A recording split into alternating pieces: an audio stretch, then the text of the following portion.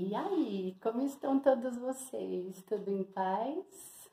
Estou aqui, acabei de chegar do programa ao vivo da UpTV, da minha querida Liliana Gonçalves. Eu tô em êxtase, assim, foi muito bom ter participado, ter reencontrado a Liliana, estar na emissora, né, no estúdio da UpTV, que eu me sinto em casa.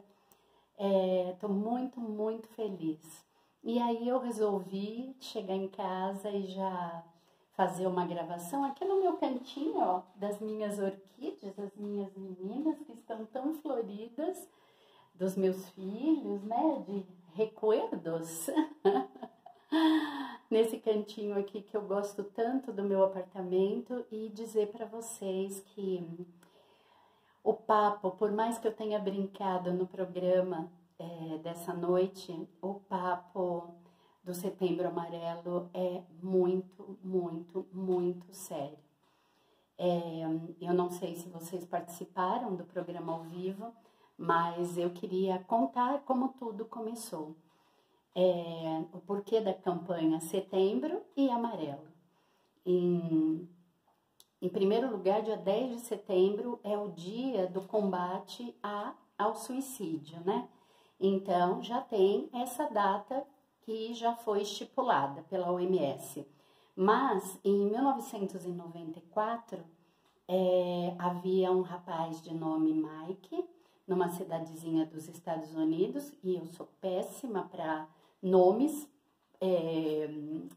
próprios, então não vou lembrar o nome da cidadezinha, mas o Mike era um menino de 19 anos que tinha um Mustang amarelo, lá em 94.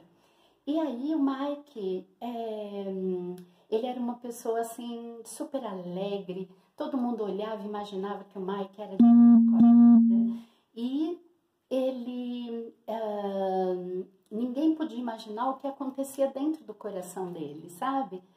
E de repente, o Mike, sem que ninguém percebesse, nem a família, nem os amigos, um dia encontram o corpo do Mike estendido. Prefiro não entrar em detalhes, e ele tinha acabado com a vida, tinha colocado fim à própria vida. E todos ficaram tristes, porque o Mike era um ser humano excepcional, dócil, simpático, empático, se preocupava com o outro e levava alegria para onde ele estava. Como que alguém poderia imaginar, nesse contexto, que colocaria fim na vida dele se era uma pessoa que animava tanto os ambientes por onde passava? E aí todos os amigos combinaram que no dia do velório dele, né, do sepultamento, que eles iriam fazer cartões amarelos com uma mensagem falando para as pessoas estarem muito atentas ao que pudesse acontecer com as suas emoções e com as emoções de quem está ao nosso lado. Isso foi em 1994. E desde então, né, a necessidade de ter vários degraus se sobe para se aprovar uma campanha mundial como Setembro Amarelo, e aí o cartão amarelo se transformou em um laço amarelo. E aí, assim como nós temos outros, né, laço rosa, que é do Outubro Rosa, laço branco, laço verde, tem vários laços, e cada campanha ela nos traz uma cor que tem a ver com aquela patologia para chamar a nossa atenção e nos cuidarmos, né? Dar atenção à nossa saúde. Quando eu comecei a sentir a depressão em 2008, um pouco antes de 2008, eu tinha uma amiga a Estela, tem uma amiga, e ela chegou a comentar comigo: nossa, Elide, é impressionante, fora da sua casa você tá de um jeito e dentro da sua casa você tá de outro. Parece que quando você vai voltar para sua casa já tem alguma coisa que muda em você. E eu falava para ela que eu não tinha vontade de voltar para minha casa. Fazia poucos anos que eu estava divorciada, 6, 7 anos, passando por várias dificuldades. No ano de 2008, eu tinha entrado para uma vaga na Ford, mas foi o ano que teve aquela pandemia, aquela crise econômica mundial, e eu não fui efetivada na Ford, e eu estava trabalhando como recepcionista bilíngue. Por quê? Eu não queria mais trabalhar em eventos, eu não aguentava mais a noite, eu não aguentava mais, sabe, o quanto mexe com a nossa saúde você estar no horário oposto das pessoas, né? E eu não aguentava mais não ter finais de semana, trabalhava na hotelaria, não ter mais final de ano, Natal, Ano Novo. E a minha vida, ela era muito alegre, né? Eu participava de muitos eventos e ainda como uma ex-bailarina que quando se divorciou, voltou com tudo para dança de salão. Então a minha vida era assim, ou eu estava estudando no começo da separação do meu divórcio, né? Lá eu me formei em 2003, ou eu estava estudando, ou eu estava trabalhando em eventos, ou eu estava dançando. Então não dava tempo de eu olhar para aquela tristeza. Baixava um pouco quando eu chegava na minha casa. Mas assim, as minhas amigas não deixavam. E eu e a Estela, nós éramos muito unidas e simplesmente não dava tempo. A gente se falava o tempo todo, combinava. Às vezes saía 2, 3 vezes para dançar, porque aquilo me trazia vida. Eu tinha ficado muitos anos sem dançar, né? E a dança de salão me trouxe vida de novo, me trouxe a vida. Só que quando chegou 2008, tinha uma coisa esquisita, principalmente depois que eu saí da Ford, acho que em setembro de 2008. E aí começou uma tristeza, sabe? Uma coisa. E aí alguém sugeriu para mim que era legal eu procurar um médico. E eu pesquisando, eu falei, bom, dizem que psiquiatra é médico de louco, então vamos para um psiquiatra, né? Quem sabe não está acontecendo aqui alguma coisa nas minhas emoções. Eu já tinha feito várias sessões de terapia, desde os meus 26, 24 anos eu fazia terapia, por ser filha adotiva, sempre muitas coisas mal resolvidas, né? Sensação de abandono, de rejeição e outras cocitas más. E aí eu resolvi procurar esse médico. Eu passei, acho que por uns 3 psiquiatras e vou dizer para vocês, eles precisavam mais de ajuda do que eu. Só que eu também precisava. Um deles, inclusive, chegou a ser internado, de tão mal que ele estava. Acho que de absorver, né, todos os problemas psíquicos dos seus pacientes. E o último que eu estive no final de 2008 era aquele médico que mal olhava para você, mal perguntava, e aí simplesmente me deu um medicamento lá e falou, tome assim, assim, assim, assim. Eu estava desempregada, então, numa fase de transição, que não sabiam se eu ia para outro departamento na Ford, porque era empresa terceirizada, ou se eu realmente ia ser dispensada, aguardando o que estava acontecendo com essa crise econômica. E aí, eu estava num relacionamento, eu já fazia 1 ano e pouco, mas todas as pessoas,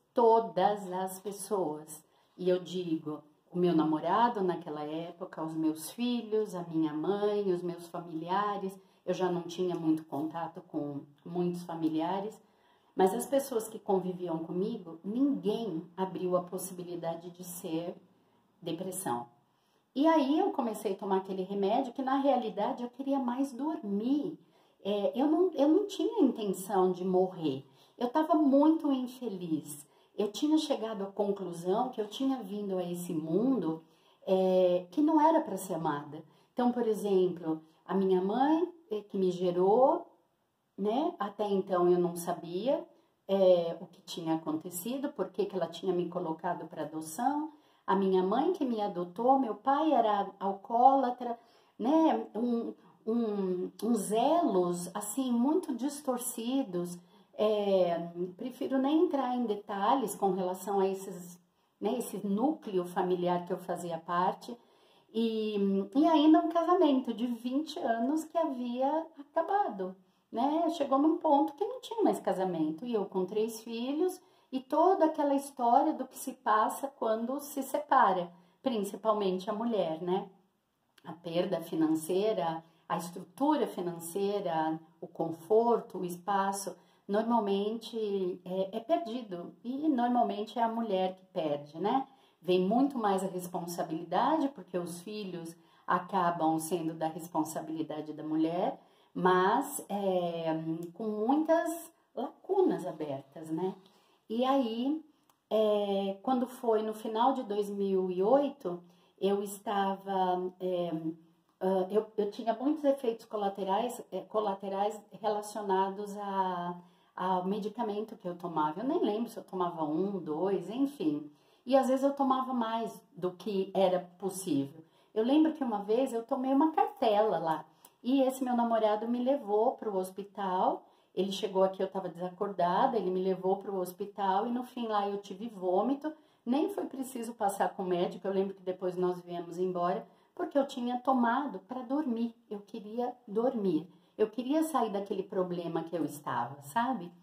E aí, quando foi janeiro de 2009, por um contexto que também não vale a pena lembrar, eu estava com síndrome do pânico, o médico não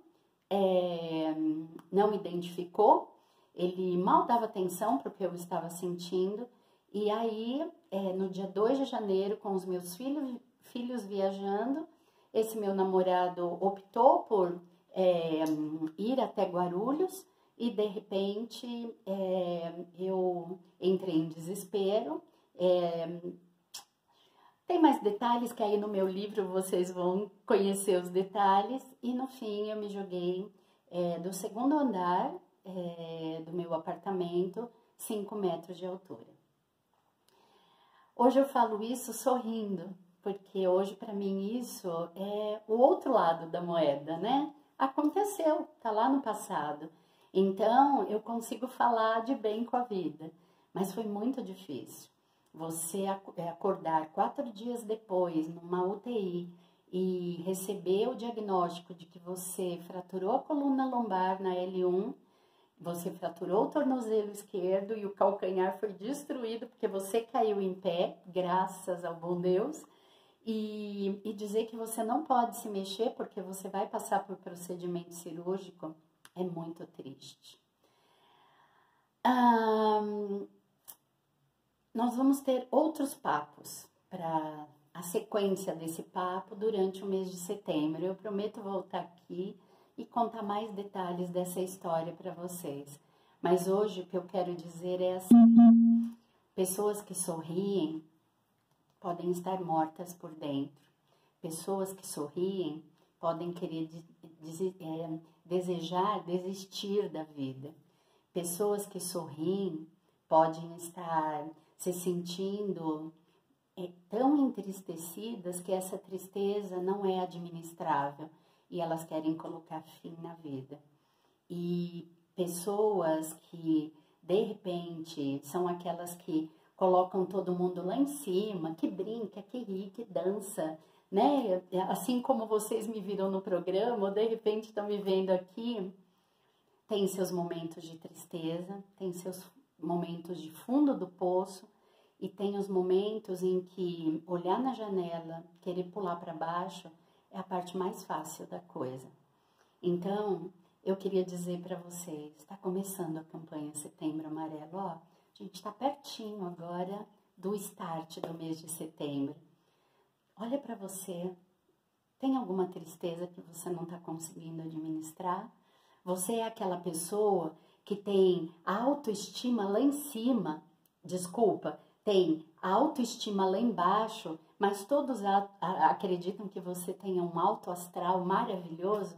Como é que está a sua autoestima? O que você tem feito para disfarçar isso para as pessoas?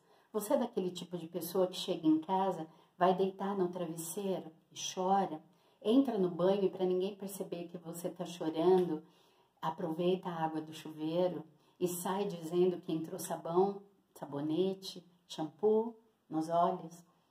Eu fiz parte de tudo isso e mais um pouco que eu vou contar no meu livro. Então, eu quero dizer, se isso não acontece com você, mas de repente tem alguém aí pertinho de você que está comendo muito, ou que está bebendo muito, ou que está fumando muito, ou de repente é uma pessoa ávida por sexo, sabe os limites de tudo? Do comer a unha, sabe? A pessoa que rói, tem uns que comem a unha mesmo, né? Sobra só o dedinho. Qualquer coisa que se fizer, faz muita atividade física e de uma forma exacerbada, porque de repente a atividade física que vai devolver a endorfina, só que a atividade física nem sempre devolve a elevação da autoestima, principalmente se a pessoa estiver com sobrepeso, se a pessoa não estiver gostando da sua aparência, o cabelo não estiver legal, que nem o meu hoje, que eu fui fazer uma hidratação em casa, deixei mais tempo do que devia. Mas assim, para quem já ficou carequinha num tratamento oncológico, uma quimioterapia, graças a Deus que eu tenho um cabelo para ficar oleoso, né? Se você tem, vou chegar bem pertinho para falar. Se você tem uma pessoa aí que tá quietinho, que não consegue falar, que sempre diz que tá tudo bem, que você sempre vê a pessoa com um copo, com muito cigarro, ou brigando demais, ou totalmente apático, os limites. Olha para essa pessoa, dê atenção para essa pessoa. Estamos no Setembro Amarelo e esse é o momento de nós olharmos para o outro e também olharmos para nós no espelho e descobrirmos se nós estamos dando conta da tristeza e de todas as perdas que tivemos nesse período de pandemia, ou se de repente está administrável. Não se renda ao sorriso fácil de uma pessoa. Não acredite que a pessoa que está rindo para você, ela está tudo bem. Não aceite isso. Tenha coragem. Enfia o dedo ali na ferida. Pergunta para a pessoa se está precisando de alguma coisa. Faz isso. Se você ama essa pessoa, ou se você tem amor pela sua vida, independente desta outra pessoa ser um colega de trabalho, um funcionário do seu condomínio, um vizinho, uma pessoa que de repente você pega um transporte, enfim, não deixa essa pessoa se afundar no poço da depressão. Depressão é como alcoolismo. Uma vez diagnosticado como alcoólatra, como depressivo, a gente precisa ter muito cuidado para não tomar o primeiro gole. No caso do alcoolismo, oferecem para você ou você abre a garrafa, né? Para tomar o primeiro gole se for alcoólatra. Eu tenho muito controle sobre bebida, eu nunca fumei, nunca fiz uso de drogas. Meu vício é chocolate. Mas tem pessoas que acham que controlam essa ânsia da bebida, do cigarro, e é essas drogas que estão controlando a pessoa. Sabe por quê? Porque elas precisam se fortalecer, ou mais, elas precisam esquecer que elas existem. Elas precisam abrir mão dessa dor que tem no peito. Então, nesse nosso primeiro bate-papo, é isso. E ó, se você tá querendo escutar um pouquinho mais da Ellie, de levar para bater um papinho, dar uma palestra, conversar, uma roda de conversa ou um auditório maior, com todos os cuidados, né, dos protocolos relacionados à pandemia, pode me chamar, eu estou à disposição. Eu não sou simplesmente uma jornalista que estuda para saber sobre a depressão ou sobre o Outubro Rosa, não. Eu faço parte das estatísticas, eu vivi a coisa ali, ó, por inteiro. Me chama, fala comigo, me chama no inbox. Eu vou ter o maior prazer de estar com você, com os seus familiares, no seu condomínio, na sua empresa ou simplesmente com você. Fiquem com Deus, Setembro Amarelo, use o amarelo, principalmente aqui, ó, na nossa mente e no nosso coração, para que se passar por perto de você alguém que não esteja legal das emoções, nós possamos principalmente estender as nossas mãos, acolher a pessoa e dizer: conta comigo. Fica com Deus. Um enorme beijo. Minha gratidão.